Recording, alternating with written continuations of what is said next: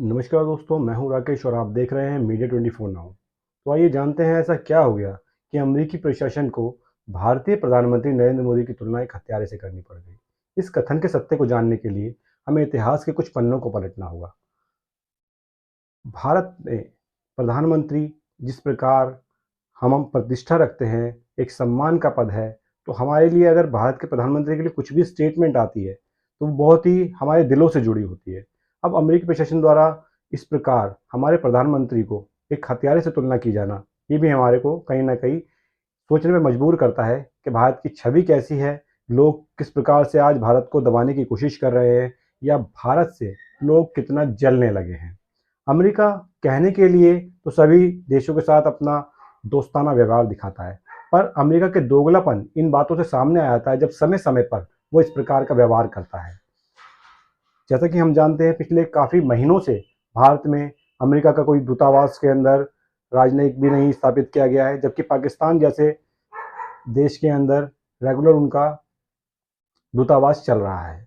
तो ऐसे में इस स्टेटमेंट के आने के बाद इस स्टेटमेंट को जानने की कोशिश करते हैं, क्या है इस स्टेटमेंट का सच और किस प्रकार उन्होंने किस संदर्भ में ये बात कही है।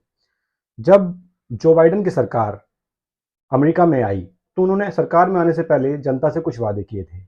उन वादों में उनका एक वादा यह भी शामिल था, यदि उनकी सरकार सत्ता में आती है, तो वो सऊदी के खिलाफ अपना कड़ा रुख रखेंगे और सऊदी के प्रिंस क्राउन प्रिंस मोहम्मद बिन सलमान के खिलाफ एक्शन लेंगे। एक्शन इसलिए क्योंकि मोहम्मद बिन सलमान को सीआईए की जांच में अपराधी पाया गया, लिप्त पाया गया और एक मर्डर केस के अंदर इन्वॉल्व पाया गया। ये मर्डर केस था जमाल खशोगी, जो कि एक रिपोर्टर थे। जब वो एक काउंसलेट में टर्की के अपने जा रहे थे अपने दस्तावेज जमा करवाने के लिए, उस टाइम उनकी हत्या कर दी गई। सीआईए की जांच में पाया गया कि हत्या हत्या जो है सलमान द्वारा करवाई गई है, क्राउन प्रिंस सलमान द्वारा करवाई गई है और इसके पर्याप्त सबूत अमेरिका के पास मौजूद थे। तो ऐसे में अमेरिका ने फैसला लिया, अगर सरकार आती है जो बाइडेन की सरकार, तो उस समय में क्राउन प्रिंस के ऊपर कड़े प्रतिबंध लगाए जाएंगे, सऊदी अरब पर प्रतिबंध लगाए जाएंगे। मगर आज विश्व की स्थिति परिस्थिति को देखते हुए खुद जो बाइडेन प्रिंस सलमान के सामने झुकते नजर आ रहे हैं। ओपेक ओपेक देश जो है, ओपेक कंट्रीज जो है, ऑर्गेनाइजेशन ऑफ पेट्रोल एक्सपोर्टिंग, इन देशों के पास दुनिया का सबसे ज्यादा पेट्रोल है और ये जो देश हैं, ये डिसाइड करते हैं कब कितना पेट्रोल निकालना है, कच्चा तेल निकालना है, नहीं निकालना है। उस हिसाब से मांग और पूर्ति तय होती है दुनिया के अंदर। तो अब जब रूस और यूक्रेन का युद्ध चल पड़ा, उसके बाद दुनिया में वो जो है कच्चे ईंधन की बहुत ही ज़्यादा किल्लत आने लगी और ऐसे में अमेरिका ने रिक्वेस्ट की सऊदी अरबिया से, अरब से, कि वो जो है तेल के प्रोडक्शन को बढ़ा दे, क्योंकि अगर तेल का प्रोडक्शन बढ़ जाएगा तो उसके प्राइस जो है कंट्रोल रहेंगे, क्योंकि ऑलरेडी रशिया का तेल मार्केट में बिकने नहीं दिया जा रहा है और सऊदी अरब अगर मान लो प्रोडक्शन बढ़ा देता है ऐसे कंडीशन में, तो तेल के जो है दाम नियंत्रित रखे जा सकते हैं। पर इस बात के विपरीत, यानी कि अमेरिका की बात ना मानते हुए, मोहम्मद बिन सलमान जो कि सऊदी अरब के प्रिंस हैं, क्राउन प्रिंस हैं, उन्होंने उल्टा फैसला लिया, अमेरिका के विरुद्ध फैसला लिया और उन्होंने इसके विरुद्ध फैसला लेते हुए 2 बिलियन बैरल प्रति डे, पर डे जो है इसकी प्रोडक्शन घटा दी। इस प्रकार प्रोडक्शन के घटने से होगा क्या कि दुनिया में तेल के दाम बहुत ज्यादा ऊंचे हो जाएंगे और तेल के दाम ऊंचा होने पे महंगाई बढ़ जाएगी और त्राहिमाम हो जाएगा हर जगह। पर इसका समाधान चाहते थे, क्योंकि जो बाइडन इस टाइम बहुत ज्यादा समस्या में फंस चुके थे। पूरा यूरोप उनके ऊपर, उनकी तरफ नजर लगाकर देख रहा है कि यूरोप के अंदर भी जो है कच्चे ईंधन की पूर्ति नहीं हो पा रही है। अब रशिया से ले नहीं सकते, मजबूर हैं, प्रतिबंध लगे हैं रशिया पर। ऐसे में सब अमेरिका की तरफ देख रहे हैं। तो अमेरिका ने सलमान जो है, मोहम्मद बिन सलमान जो है क्राउन प्रिंस, उनके साथ एक समझौता कर लिया एक तरह से कि वो उनको इम्यूनिटी दें। इम्यूनिटी इस प्रकार की कि अब वो मोहम्मद बिन सलमान पे किसी भी प्रकार का केस नहीं चलाएंगे और सऊदी अरब पर प्रतिबंध नहीं लगाएंगे, उनको मिलने वाली सहायताओं को नहीं रोका जाएगा। इसके एवज में उनको तेल की प्रोडक्शन शायद सऊदी अरब बढ़ा दे। ये भविष्य में देखते हैं सऊदी अरब प्रोडक्शन बढ़ाएगा नहीं बढ़ाएगा, पर लेकिन उनको इम्यूनिटी देने का फैसला ले लिया गया है। जब अमेरिकी प्रशासन ने इनको इम्यूनिटी दी इस प्रकार की, तो पत्रकारों ने और लोगों ने अमेरिकी प्रशासन के सामने प्रश्न खड़ा किया कि ऐसा क्यों किया जा रहा है, ऐसी इम्यूनिटी क्यों दी जा रही है उनको।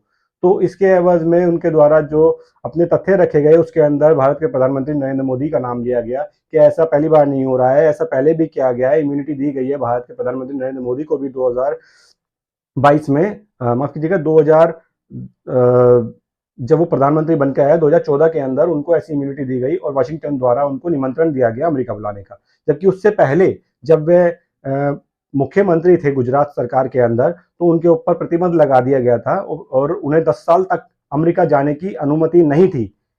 उन्होंने जब अप्लाई किया था अमेरिकन एम्बेसी के अंदर जाने के अमेरिका जाने के लिए वीज़ा अप्लाई किया तो उनको मना कर दिया गया कि उनके ऊपर प्रतिबंध लगाया, उन्हें अमेरिका जाने की परमिशन नहीं है।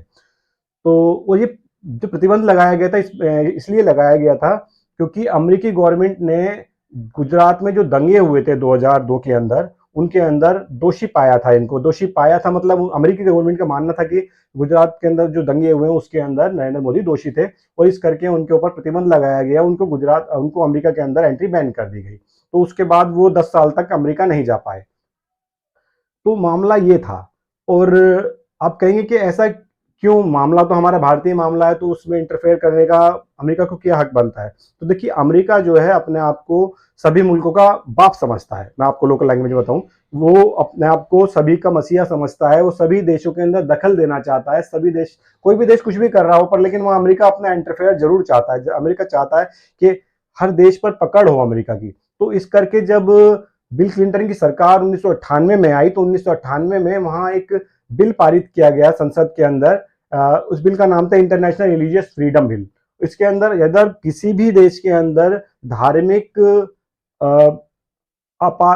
धार्मिक अस्थिरता फैलती है, किसी पर्टिकुलर रिलीजियस के साथ अन्याय होता है या कुछ भी दंगे होते हैं तो उस कंडीशन में वो उस देश के नेताओं को बैन कर सकता है, उस देश पर आर्थिक प्रतिबंध लगा सकता है और उसको मिलने वाली सहायताओं को रोक सकता है। यूएन नेशंस के अंदर उसके लिए उसके खिलाफ जा सकता है। ऐसा उन्होंने अपना बिल पारित किया जिसके तहत जब 2002 में गुजरात के दंगे हुए तो उन्होंने जिसके तहत उस एक्ट के तहत नरेंद्र मोदी पर भी कार्रवाई करते हुए उनको 10 साल के लिए बैन कर दिया गया था। पर जब 2014 में वो पूर्ण बहुमत के साथ सरकार में आए तो अमेरिका को झुकना पड़ा और उन्होंने उस बैन को हटाया और उन्होंने कहा कि वो इम्यूनिटी दी गई थी। तो अब देखना यह है कि उनका मानना था कि ये इम्यूनिटी नरेंद्र मोदी को भी दी गई है, ये इम्यूनिटी मोहम्मद बिन सलमान को भी दी गई है, पर लेकिन क्या नरेंद्र मोदी डायरेक्ट किसी की हत्या में इन्वॉल्व थे इस प्रकार जिस प्रकार मोहम्मद बिन सलमान इन्वॉल्व थे? जबकि मोहम्मद बिन सलमान तो सीधे रूप से उस हत्या के अंदर इन्वॉल्व थे और ये तो सीआईए की जांच में भी पाया गया था। क्या सीआईए की कोई जांच हुई थी भारत के अंदर जो दंगे हुए थे? नहीं, ऐसा कुछ नहीं हुआ। बस क्योंकि अमेरिका सिर्फ अपने स्वार्थ के लिए, अपने फायदे के लिए दूसरे देशों को इस्तेमाल करना जानता है, ऐसा इसलिए हुआ।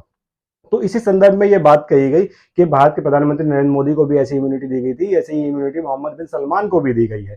पर जबकि मैं आपको उससे बता देना चाहूंगा कि हमारे जो प्रधानमंत्री नरेंद्र मोदी हैं उनको 24 जून 2022 में जो फैसला आया सुप्रीम कोर्ट द्वारा उसके अंदर पूर्णतः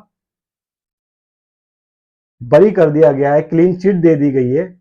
इससे आपको बता देना चाहूंगा अमेरिका का रवैया सिर्फ अपने हितों के लिए होता है। अमेरिका जैसा भी है अब सिर्फ अपने देश के हितों के लिए कुछ भी करता है, वो कभी किसी देश का नहीं हो सकता। उसने सदैव अपने हितों के लिए अपना दूसरों का देशों का लाभ उठाया है, फायदा उठाया है। वो कभी भी कुछ भी कह सकता है, वो कभी भी किसी देश का स्थायी दोस्त नहीं है और ना ही कभी किसी देश का स्थायी दुश्मन है। जहां उसको अपने हित दिखाई देते हैं, अपना फायदा दिखाई देता है, वो उस दिशा में, उस डायरेक्शन में चला जाता है।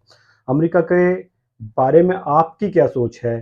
क्या आपको लगता है अमेरिका भारत का मित्र है, सहयोगी है, या आप भी सोचते हैं कि अमेरिका किसी का मित्र नहीं है? आप अपनी राय हमें कमेंट्स में बताएं और यदि आपको हमारे द्वारा दी गई जानकारी पसंद आई हो तो कृपया करके प्लीज़ इस चैनल को सब्सक्राइब करें, लाइक करें, शेयर करें। आपके द्वारा किया गया एक सब्सक्राइब, एक लाइक, एक शेयर हमारी बहुत मदद करता है इस चैनल को ग्रो करने में। उम्मीद करते हैं आप इस चैनल को सब्सक्राइब करेंगे, शेयर करेंगे और लाइक करेंगे। धन्यवाद। Thank you. जय हिंद।